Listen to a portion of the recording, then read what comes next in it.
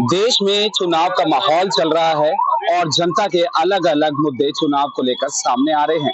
लेकिन इसी बीच auto drivers के क्या कुछ मुद्दे हैं, इसी बीच हमारे साथ बातचीत करने के लिए मौजूद हैं कई सारे ऑटो ड्राइवर्स। उन्हीं से हम जानने की कोशिश करते हैं कि चुनाव को लेकर इस बार उनके क्या कुछ मुद्दे रहने वाले हैं। आप ही से स्टार्ट करते हैं। चुनाव को लेकर जनता के अलग अलग मुद्दे सामने आ रहे हैं, लेकिन ऑटो ड्राइवर्स क्या चुनाव को लेकर अपने मुद्दे सोचता है? देखो सर, एक मैं क्लियर कर दूं, हमारे लिए वही सरकार है जो इनके ड्राइवरों के हित की बात करेगी। पिछले 10 वर्ष हो गए दिल्ली की सरकार को, होने वाले हैं 10 साल केजरीवाल जी को। तो सबसे ज्यादा इन लोगों को दिक्कत ये हो रही है। देखो, देश की सबसे बड़ी अदालत ये कहती है दिल्ली के अंदर नॉन ट्रांसपोर्ट नहीं चलेगा। ये मोटरसाइकिलें जो चल रही है ना, टू व्हीलर सवारी बिठाते हैं, ये भारी तादाद में चल रही है, जो कि प्राइवेट नंबर होगी गैर कानूनी तौर से। वो इससे क्या है, इन लोगों का नुकसान हो रहा है। और दूसरा एक इशू ये है, जो जुगाड़ वाले रिक्शे आ गए हैं दिल्ली के अंदर। रिक्शे इतने चल पड़े हैं, आप भी देखो, संभल कर कर रिक्शे चलाए जा रहे हैं, गैर जिस तरीके से चलते हैं। और रिक्शों की इनके पास कोई दिल्ली के अंदर लिमिट नहीं है, कितने रिक्शे चलेंगे कितने नहीं चलेंगे। ये दो मुद्दे इनका रोजगार खा गए हैं दिल्ली के अंदर। अगर रोजगार एक आदमी 500 या 600 रुपए ऑटो वाला कमा लेता था, आज इनके लिए बड़ा मुश्किल पड़ गया है। और दूसरे, हमारे लिए वही सरकार है जो हमारे हित की बात करेगी। अभी मैंने पिछले 3-4 महीने पहले प्रधानमंत्री जी को एक लेटर लिखा था।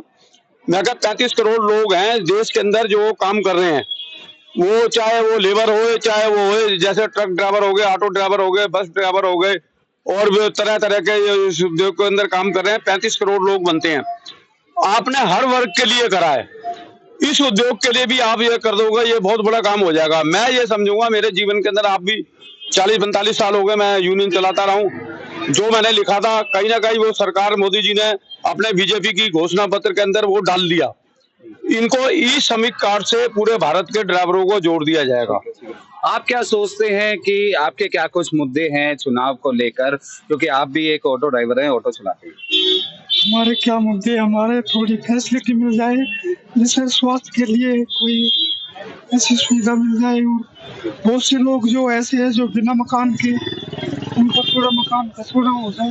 ठीक है, आप बताइए आपके क्या कुछ मुद्दे हैं? हमारे भी यही मुद्दे हैं। ये हमारे ऑटो ड्राइवर को सब चीज की सुविधा होनी चाहिए। ऑटो ड्राइवर है हम, हमारे को बहुत दिक्कत है कि 500 रुपये भी नहीं कमा पाते दिन में। बैटरी रिक्शा दुनिया भर के चल रहे हैं, और यही मुद्दे हमारे साथ। ठीक है अंकल जी, आपसे जानते हैं कि क्या कुछ मुद्दे रहेंगे आपके इस बार चुनाव को लेकर? अलग अलग मुद्दे सबके सामने आ रहे हैं। हमारे मुद्दे यही है जी, जो भी इससे होता है, जैसे सोनी साहब ने बोला है कि भाई ये ऑटो वाले हैं, इनके लिए ESI से जो मतलब दवाई वगैरह का जो है परिवार की फैमिली का, इससे जोड़ दिया जाए इनको। और अपना जो भी है इस तरह की बात है। आप बताइए। स्वास्थ्य के मामले में बिल्कुल ठीक है, ये और जगह लागू हो गया ये चीज, और हमारे यहाँ लागू नहीं हुआ है। दिल्ली में भी लागू नहीं है, क्योंकि केजरीवाल सरकार इसको लागू नहीं कर रही है अभी। और एक जी हमारे डिम्स वगैरह की ये भी था, डिम्स भी अभी उन्होंने सरकार ने, केंद्र सरकार ने इसको खत्म कर दिया।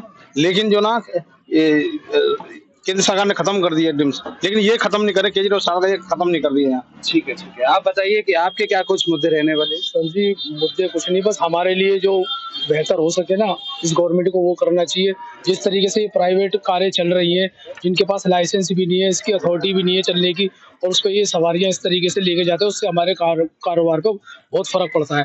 और ये बैटरी रिक्शा जो ये अनगिनत जो निकल रहे हैं, इनका कोई वही नहीं है कि कितने निकलने चाहिए कितने नहीं निकलने चाहिए। इनके ऊपर भी सरकार को कुछ सोचना चाहिए। 4 जून को नतीजे आ जाएंगे और सरकार किसी की भी बने, लेकिन आपके भी तमाम मुद्दे आए।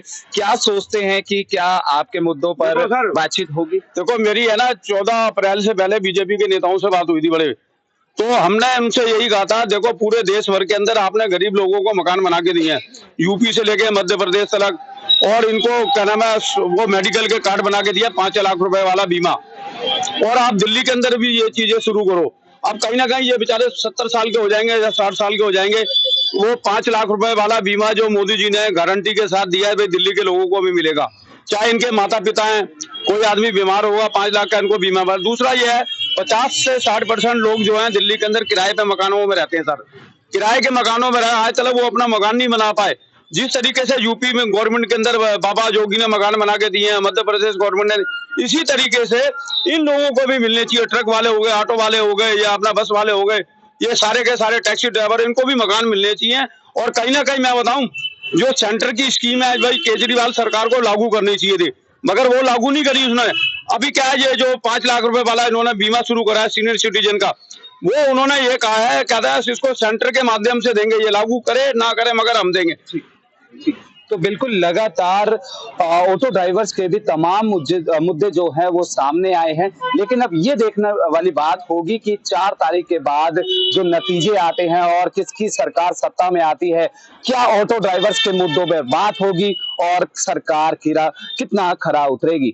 कैमरा पर्सन विकी के साथ कुणाल शर्मा, पंजाब केसरी, दिल्ली।